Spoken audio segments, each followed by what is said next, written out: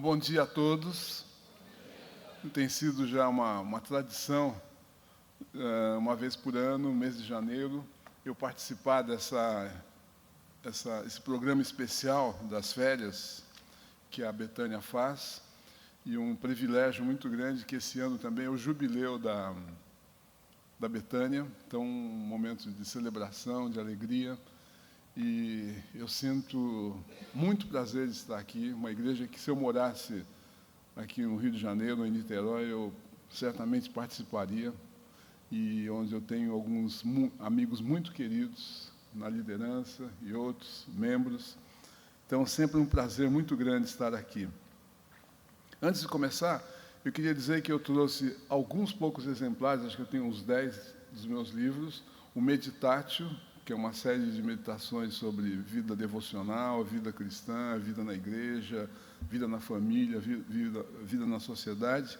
E esse aqui, que é o meu mais recente livro, eu escrevi a 4 mãos com Laurentino Gomes, que é um historiador conhecido, chama-se O Caminho do Peregrino, uma viagem que nós fizemos a Israel juntos. Ele faz a parte histórica de Israel e eu conto um pouco o que aconteceu seguindo os passos de Jesus na Galileia, depois em Jerusalém. Então, eles custam R$25, e eu não sou um vendedor de livros, mas sempre quando eu vou em algum lugar, você não trouxe os livros e tal, então eu trouxe 10 livros, estão ali, depois, se alguém quiser um autógrafo, terei muito prazer. Então, o nosso tema é para que todos se encham da esperança em Jesus. E eu gostaria de começar orando, então, pedindo que Deus nos guie, nos oriente nessa reflexão dessa manhã sobre a esperança em Cristo Jesus.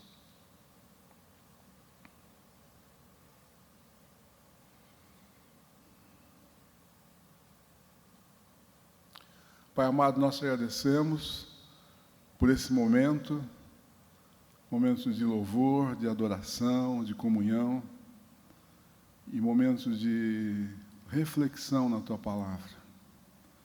Nós queremos abrir a Tua Palavra, mas também abrir o nosso coração a ela. E com a Palavra aberta e o nosso coração aberto, invocarmos o Teu Espírito Santo, para que Ele venha, Senhor, e de uma forma suave e misteriosa, Ele que inspirou esse texto, possa reinterpretá-lo para dentro do nosso coração, para dentro da nossa necessidade, e nos dê o discernimento para ouvir a Tua voz, e nos dê a força para obedecer a esta voz. Nós oramos em nome de Cristo Jesus. Amém. Então, ao invés de fazer um estudo assim, mais formal sobre esperança, eu queria seguir os passos de um dos discípulos de Jesus e ver como é que isso aconteceu na vida dele, o processo de formação espiritual desse discípulo, e que culmina com um momento onde ele se enche de esperança por ocasião de uma hora muito difícil que ele estava vivendo. E o discípulo que nós vamos seguir um pouco é João. João é um dos 12, e você sabe que entre os 12, Jesus tinha 3 que eram mais chegados a ele, que estavam na ressurreição da menina, estavam no Monte da Transfiguração, Pedro, Tiago e João. E entre esses 3 tinha João, que era o discípulo amado, que era alguém que se tornou o amigo mais próximo de Jesus. E, nesse sentido, João somos todos nós, porque ele nos quer como amigos próximos e íntimos dele. Então, ao seguir João nesses passos que a gente vai seguir hoje de manhã, nós podemos nos identificar com ele. Não é uma história que aconteceu há 2000 anos atrás, mas é uma história que se reatualiza aqui, agora e hoje. Porque a palavra de Deus, ela é eterna, não é uma palavra que ficou presa no tempo e no espaço. É uma palavra que se reatualiza hoje. Então, da mesma forma que Jesus lida com João, ele lida conosco hoje. os personagens das Escrituras são personagens universais. Nós estamos representados em cada um deles. Então, ao invés de ler a Bíblia, a gente vê a Bíblia acontecendo diante dos nossos olhos, a partir do momento em que a gente se coloca no lugar dessas pessoas com quem Deus interagiu ao longo da história. E eu começo com João, na Samaria. E João está seguindo Jesus, já é um dos 12, e Jesus está na Galileia, ele quer ir para Jerusalém. Para chegar a Jerusalém, o caminho mais curto era passando pela Samaria. Mas como os judeus não gostavam dos samaritanos e vice-versa, tinha aí um problema sério de preconceito, de exclusão, de rivalidade, Jesus quer passar pela Samaria. Então, em Lucas capítulo 9, diz o seguinte, que Jesus quer ir para Jerusalém, versículo 51, e ele envia alguns discípulos para uma aldeia de samaritanos e diz o seguinte: vocês vão na frente para arrumar um lugar para a gente pousar e comer. E esses discípulos vão. No versículo 53, quando eles chegam lá, os samaritanos olharam para eles e não o receberam. Aqui não tem pousada, aqui não tem comida, aqui a gente não gosta do judeu, vocês vão procurar em outro lugar que nós não vamos receber vocês. Imediatamente, versículo 54, os discípulos Tiago e João perguntaram para Jesus: Senhor, queres que mandemos descer fogo do céu para os consumir? Então esse é João, o apóstolo do amor. Muitas vezes a gente idealiza muitos personagens da Bíblia, mas os personagens da Bíblia são de carne e osso, tais quais eu e você. E aí João tem uma atitude assim de retaliação, né? Ah, é assim? Não querem receber a gente? Então vamos matar esses caras, vamos destruir. E é interessante como ele, assim, a gente não faz isso assim, o crente não faz isso como o ímpio faz, né? Vamos matar. Eu imagino João dizendo o seguinte: Senhor, que lindo aquele dia, né, que o Senhor agiu lá em Sodoma e Gomorra. Aquilo foi uma manifestação extraordinária do seu poder. O Senhor não podia repetir a dose aqui hoje, assim, e acabar com esse problema que a gente tem com os samaritanos, matando todos eles? E aí a gente pensa assim: ah, mas nós não somos como João. Somos sim. Quem aqui nunca, depois de ter recebido algum tipo de maldade, de crítica, de violência, olhou e falou: Senhor, quebra pelo menos uma perna desse cara? Não é? Como não está acontecendo nada com ele, que tal bater o carro? Daí, quando a gente sabe que ele bateu o carro, quebrou uma perna, e fala: está vendo? Essa é a justiça de Deus. Nós somos assim, né? E como a gente guarda no coração esses ressentimentos que são muitas vezes espiritualizados, né? Falando mal das pessoas, mas a gente digere mal essa recusa, quando nos excluem. E aí, no nosso coração, a gente, quando é desprezado, quando é contrariado, quando é humilhado, surge a hostilidade, surge o rancor, o ressentimento, a vingança e até mesmo o desejo homicida. Conta-se uma história que uma vez, no início da sua vida ainda, Billy Graham foi se aconselhar com a sua esposa porque estavam tendo alguns conflitos. E esse pastor perguntou à esposa do Billy Graham: você já tem algumas fantasias, de vez em quando, de trair o seu marido? Eu falei assim: não, de traí-lo não, mas de matá-lo sim. A gente dá vontade de esganar, pegar esses sentimentos que surgem no nosso coração e que essa agressividade, a gente vai se tornando rígido, julgador, desejoso do mal para os nossos inimigos, e nós nos descobrimos preconceituosos, odiando, incapaz de amar o outro que não merece, que me rejeita. Esse é João nesse momento da sua vida. É interessante a gente perceber que esse mesmo João, mais tarde, ele vai dizer o seguinte: amados, amemo-nos uns aos outros, porque o amor procede de Deus. E tudo aquilo que é nascido de Deus ama o seu próximo. Ele fala filhinhos. Ele passa de uma atitude dessa tão dura, né, de mandar fogo do céu para destruir os samaritanos, para uma atitude cheia de ternura e de bondade. Nós temos essa ambivalência dentro de nós.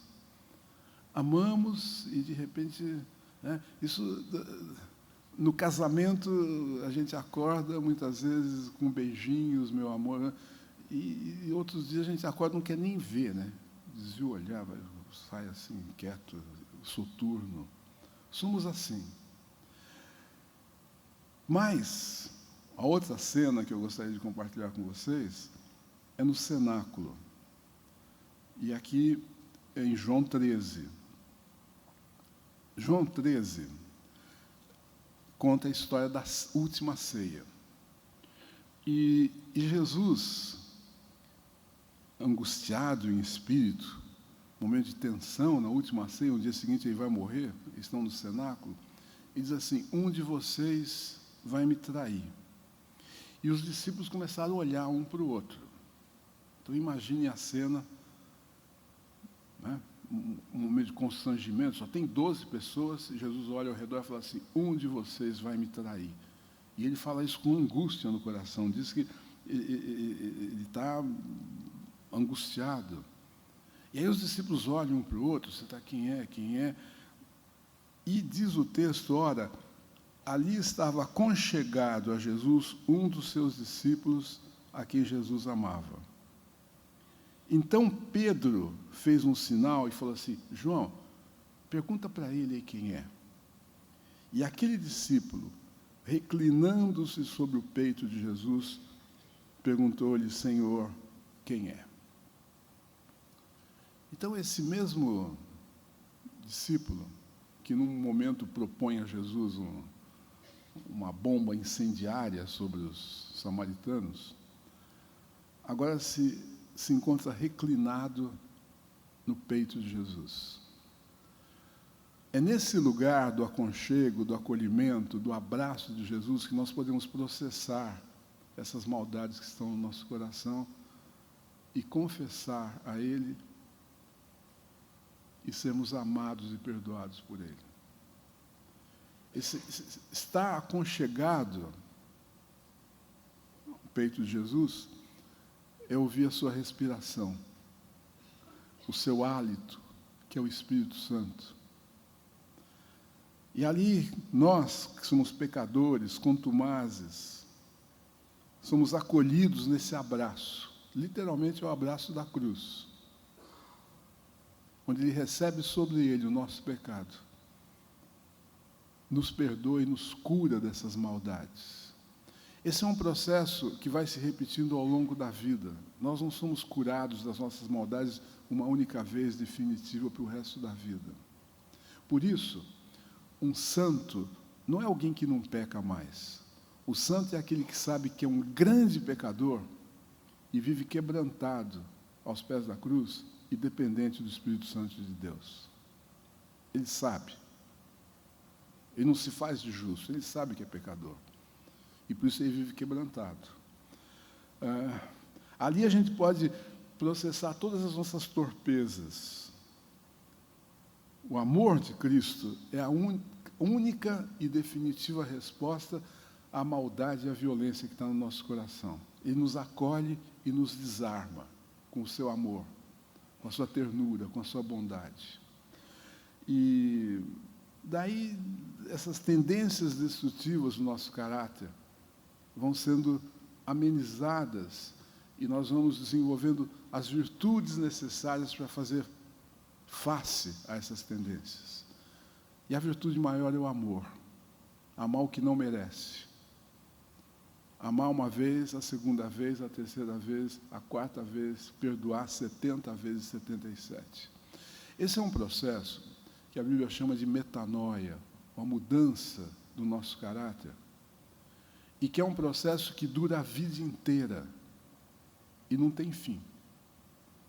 Nós achamos que nós vamos ser curados disso de uma forma instantânea e mágica, mas a maior parte das vezes a gente coloca uma máscara de crente bonzinho e que espiritualiza essas coisas, e ano após ano a gente não muda. O nosso caráter, a nossa dificuldade de amar, a nossa dificuldade de sermos bondosos, vai desaparecendo, a gente se torna rígido, cobrador, controlador. É interessante que isso acontece de uma forma brutal no povo de Deus, com esses que são conhecidos como os fariseus. Os fariseus é o povo de Deus, eles têm o pacto, a aliança, o sacrifício, os profetas, eles creem em Jeová, mas eles se tornaram os maiores inimigos de Jesus Cristo, pela sua rigidez, pela sua dificuldade de aceitar o novo, pela sua dificuldade de amar, e se refugiam na lei, no controle, na rigidez. É terrível quando acontece isso conosco, porque, na realidade, esse processo da metanoia, ele começa, é um caminho com Cristo até Cristo, ele começa com esse homem descrito lá em Romanos 1, Efésios 2, que é sujeito às suas próprias paixões, que é pecador, que caiu, que é egoísta, que é desafeiçoado. Esse homem caído que está indo em direção à perfeita estatura e varonilidade de Cristo. Ou seja, é um processo ao longo da vida para nos tornarmos mais parecidos com Jesus Cristo. Então, quando eu saio daqui e eu estou empreendendo esse itinerário espiritual até Cristo, até a estatura de Cristo, até me tornar mais parecido com Cristo, quando eu olho para trás, depois que eu andei, eu falo, já andei muito, porque agora eu não bebo mais, eu não fumo mais, eu dou dízimo, eu estou na igreja, eu canto no coral, mas quando eu olho para frente, para onde eu estou indo, eu estou cada vez mais longe. Porque quanto mais eu me aproximo da luz, mais eu percebo as minhas imperfeições e mais eu percebo a sublimidade do Cristo. O Cristo mostra quem Deus é e o homem como deveria ser. Deus, na sua beleza, na sua dignidade, no seu esplendor, Ele nos mostra, e diante dele nós caímos de joelhos, face à sua glória eterna. Mas Ele mostra também o homem como deveria ser. Esse homem completo, esse homem que ama, esse homem desprendido, esse homem desapegado, esse homem que anda com Deus, esse homem que ama o pobre, esse homem que ama a palavra de Deus, esse homem amoroso. E aí, muitas vezes eu fico me comparando com quem eu era, e outras vezes eu fico me comparando com outras pessoas. Eu falo, mas eu... Graças a Deus que eu não sou como o meu vizinho, que é ímpio, que está a essa hora lá na piscina tomando caipirinha. Não, estou na igreja. Mas isso é tão vazio. Nós precisamos nos comparar com Cristo, que é o nosso alvo. Então, na realidade, se a gente pudesse medir o crescimento e a maturidade espiritual de alguém, nós temos que dizer que nós nos tornamos maduros e espirituais o quanto mais amorosos, doces, ternos, solidários, pacíficos, bondosos, justos, íntegros, nós nos tornamos ao longo da vida. Esse é um processo contínuo. É um processo contínuo. E aí é nesse abraço, nesse quebrantamento, nesse acolhimento de Jesus, que eu vou podendo processar isso. É a bondade de Deus que nos conduz ao arrependimento, que nos conduz à metanoia. O terceiro momento na vida de João é lá em João 19, é aos pés da cruz. A gente teve com João em Samaria, no dia da retaliação, né, da brabeza. A gente teve com João no cenáculo, o dia do acolhimento, da bondade, do perdão. Agora a gente está com João aos pés da cruz, no Calvário. João 19.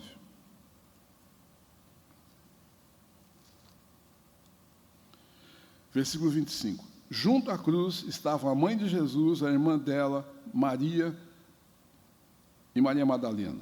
Vendo Jesus sua mãe e junto a ela o discípulo amado, disse-lhe: Mulher, eis aí o teu filho.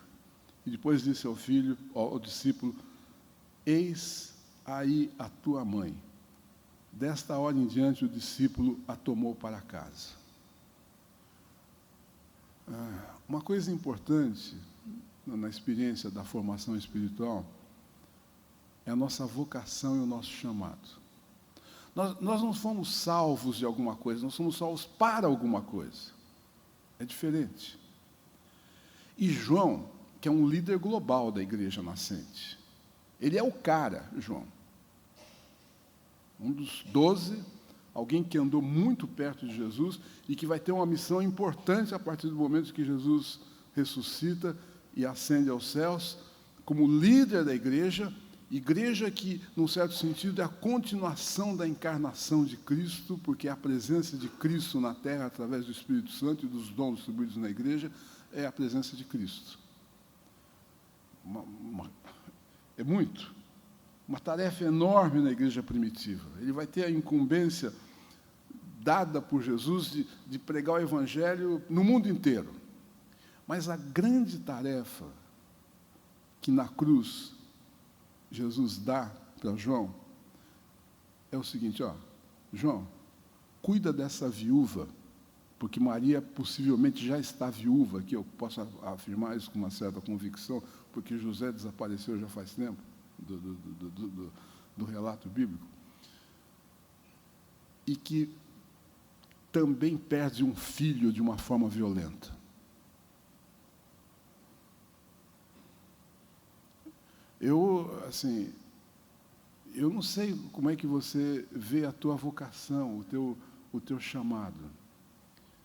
Mas há uma universalidade no chamado que é amar e cuidar daquele que está em dificuldade, daquele que tem menos, daquele que não sabe, daquele que precisa de uma ajuda de alguém para poder restaurar a sua dignidade humana.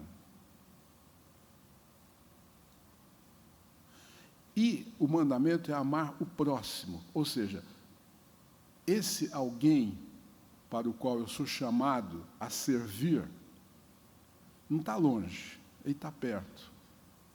Ele está na família, ele está na vizinhança, ele está na igreja. E nós precisamos ter esse olhar, esse discernimento. Assumir responsabilidades pelo outro, que é próximo. E que, de alguma forma, necessita do meu aporte. Seja ele do Evangelho, seja ele de tempo, seja ele de afeto, seja ele de dinheiro, seja ele de ajuda física, dessa disponibilidade para o serviço.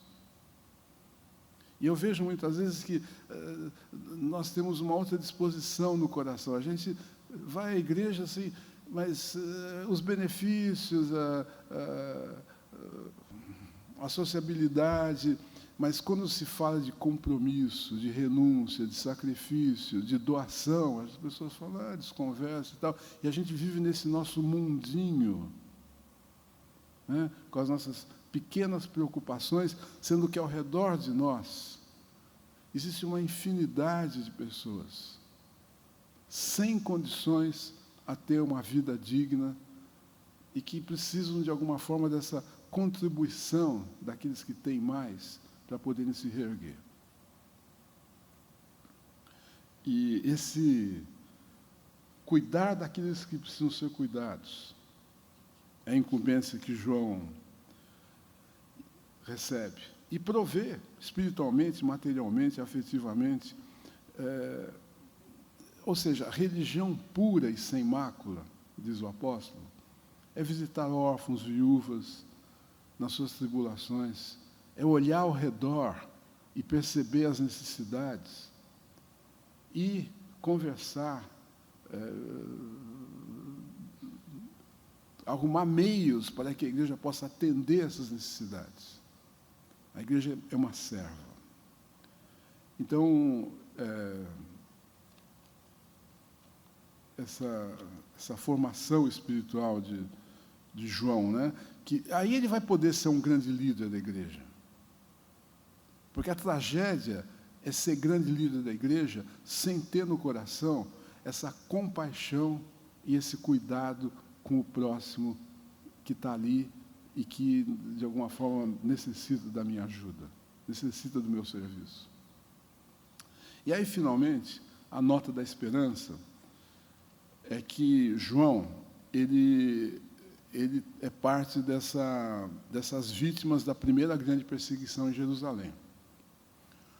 Há um êxodo dos cristãos relatado lá em Atos, porque há uma perseguição, Pedro é preso, Tiago é passado no fio da espada, e João, ele vai embora fugido na calada da noite para Patmos, uma ilha na Grécia.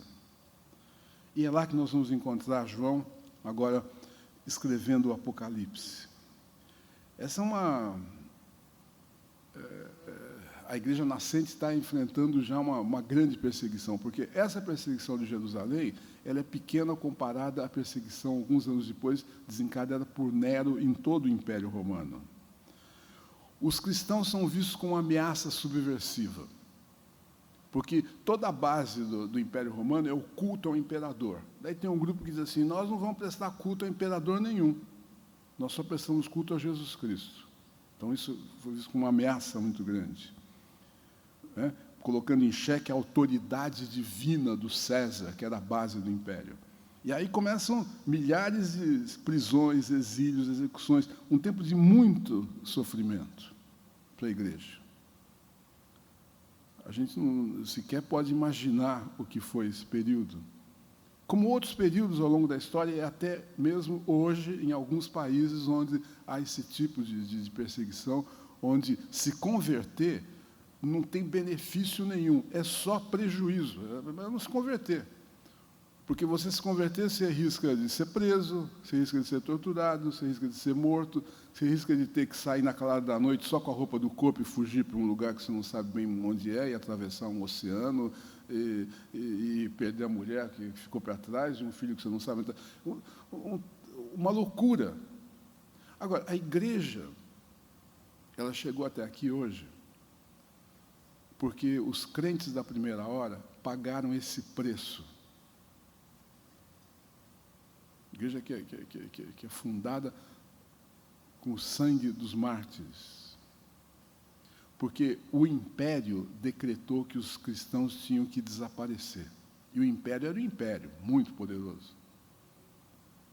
Mas eles venceram, porque, mesmo face à ameaça de morte, eles não negaram o seu testemunho.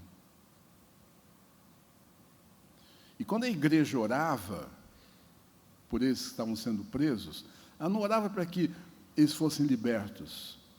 A igreja orava dizendo, Senhor, manda o teu Espírito Santo para que mesmo em face às ameaças, eles não neguem o teu nome. Bom, então, como João, muitas vezes nós somos sacudidos por essa perplexidade face ao mal. A gente se depara com a teodiceia, se depara com essa grande questão, como pode alguém que é justo sofrer nas mãos de um Deus que diz que é bom?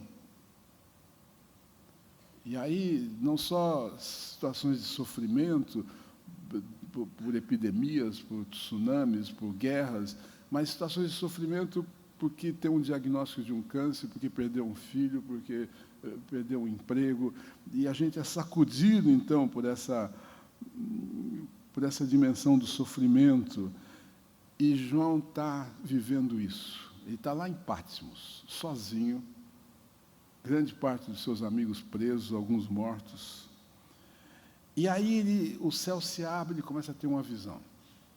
E nessa visão, ele vê um anjo que proclama, quem é digno de abrir o livro e desatar os selos? Quem vai trazer alguma luz face ao mistério do sofrimento.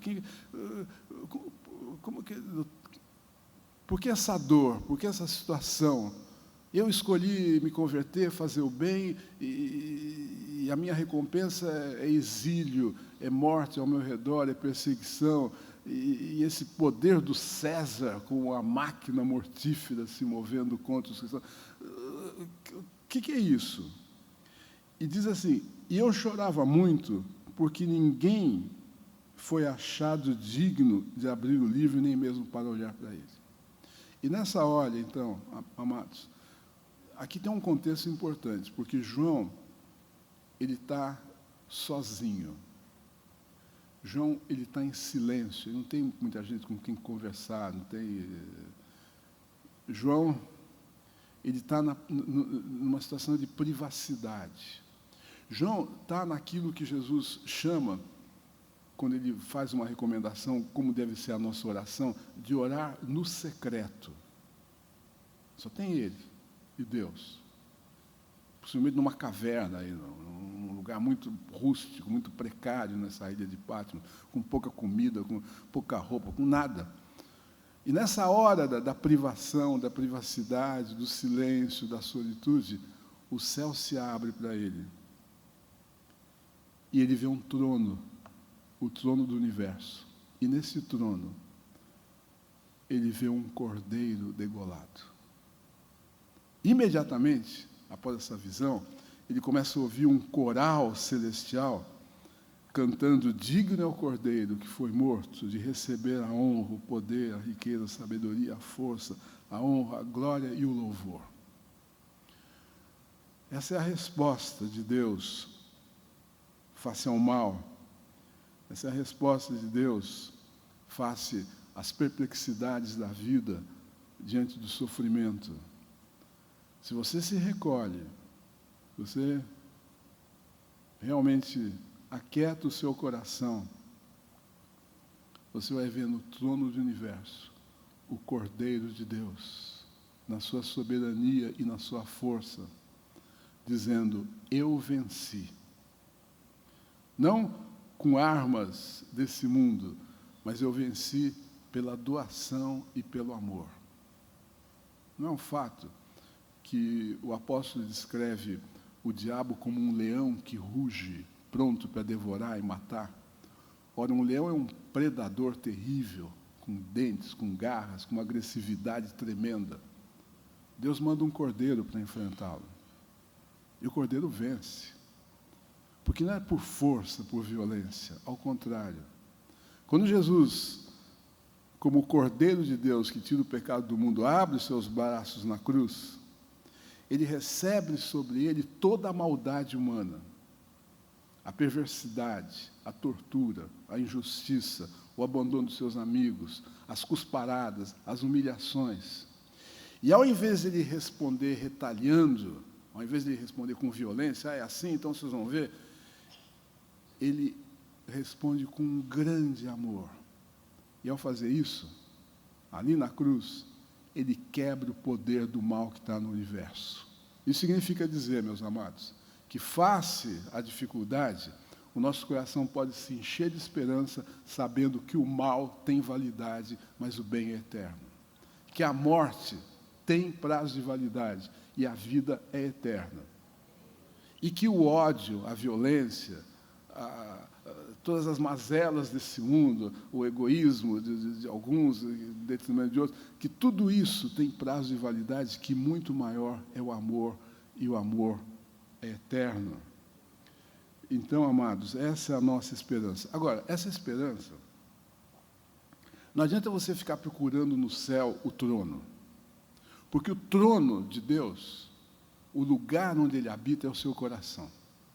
Então, eu diria que ao invés de procurar fora, querer subir aos céus para encontrá-lo, desce no seu coração. Porque o Deus que habita o mais alto e sublime trono, habita o coração do contrito e do aflito. Onde que Ele está mais perto?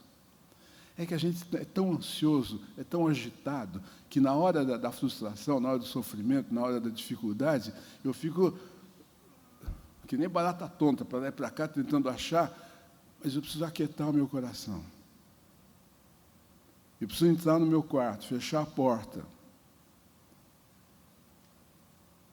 e olhar para essa realidade e dizer: quem vai me salvar? Quem vai explicar isso tudo?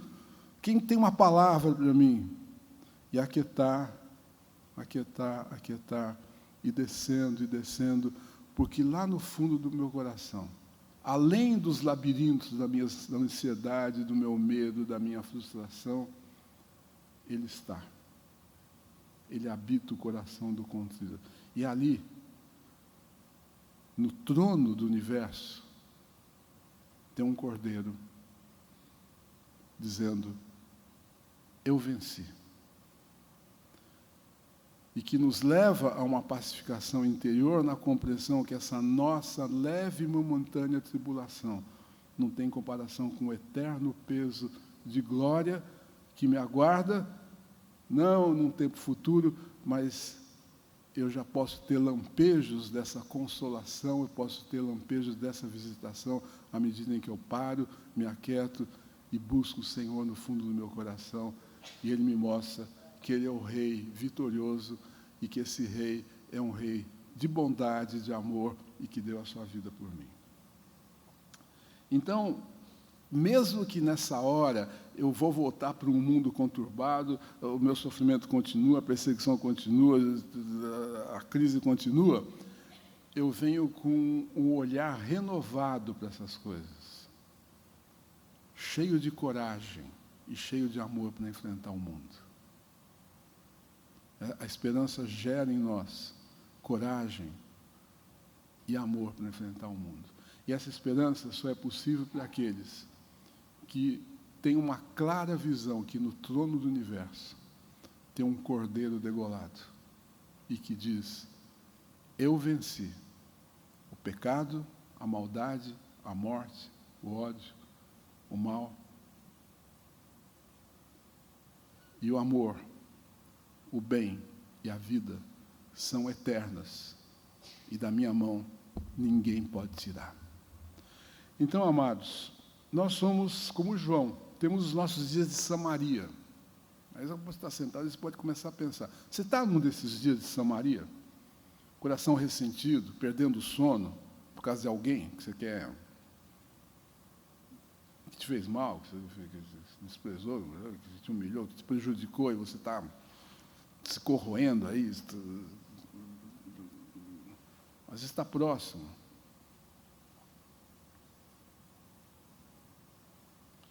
Aí você pode pensar o seguinte: se eu, com todas as minhas mazelas, sou acolhido por Deus,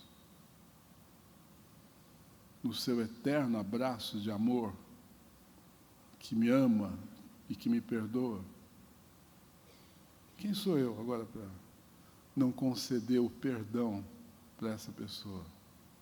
Eu que fui perdoado de tanto. Começo a enxergar a trave no meu olho, aí o cisco no olho do outro se relativiza. E a minha resposta para quem me fez mal não é violência ou retaliação, é perdão, acolhimento e reconciliação. Ou será que eu, nesse momento da minha vida, preciso voltar para esse abraço? Preciso me aquietar nos braços de Jesus. Sentir. Quem reclina no peito de alguém ouve a batida do coração. Sente o hálito, mas acima de tudo sente o calor do seu abraço. Será que eu preciso de uma experiência do amor de Deus me acolhendo, como João foi acolhido no cenáculo? Ou será que eu chego aqui hoje de manhã sem muito sentido existencial, sem saber muito bem o que fazer da minha vida? Eu tenho uma carreira profissional, eu tenho uma família, mas ainda não descobri qual é a minha missão no mundo. Eu ainda não descobri quais são os meus dons, os meus talentos e a forma com que eu posso disponibilizar isso a serviço do outro e a serviço da construção de um mundo melhor. Eu preciso descobrir isso. Isso que vai dar sentido à minha vida. O outro. E aí a gente tem inúmeras possibilidades de servir. Estava conversando com o Theo, tem uma comunidade aqui atrás. Mas dentro da família, dentro da vizinhança, como é que o que faz arder meu coração, né? Porque quando eu passo diante de uma necessidade, eu falo, puxa, preciso fazer alguma coisa, mas aí eu não faço nada, daqui a pouco daí eu vou esquecendo e eu fico insensível. E se tornar insensível ao drama humano é a pior coisa que pode acontecer. Você passa batido diante da tragédia e nada te toca mais. Jesus, ele tinha uma tal sensibilidade que um dia, no meio de uma multidão, uma mulher desesperada toca nele. Ele fala, opa, o que é isso? Ele olha para trás, é uma mulher que sofreu de uma hemorragia há anos. Tem várias pessoas tocando a gente está indo... E tem os discípulos dizendo assim, não para de incomodar o mestre aí, deixa... Ouvir esse grito, ouvir esses toques que estão ao nosso redor e nos disponibilizarmos. Parar tudo e olhar e atender. E às vezes, gente, eu não estou falando de grandes e heróicas missões, mas é um abraço, é um olhar. Jesus diz assim, quem der um copo d'água, comece com pequenas bondades ao seu redor. E, finalmente, talvez você chegou aqui diante de uma situação onde você está sendo oprimido pela dificuldade, pelo medo, pela ansiedade, pelo sofrimento, pelas circunstâncias difíceis. E aí você está a ponto de desistir, de abandonar.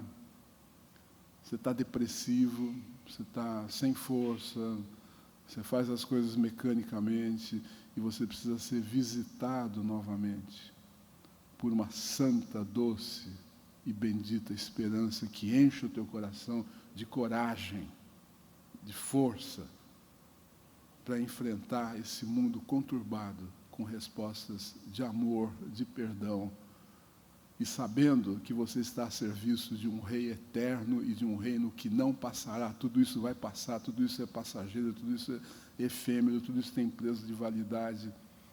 Mas esse reino do qual nós fazemos parte, um reino que tem um trono com um cordeiro degolado, esse não vai passar nunca. E aí então eu posso prosseguir com esperança. E que, mesmo que eu não tenha muita resposta, eu sei que a história tem um final feliz. Mesmo que eu não entenda por que eu estou sofrendo, por que tem tanto sofrimento, eu começo a perceber que tudo isso vai passar. E que vem aí um novo céu e uma nova terra, e nós vamos contemplar a Cristo face a face, e ali não vai haver mais lágrimas, nem luto, nem doença, nem mais nada. Nós estamos nesse caminho.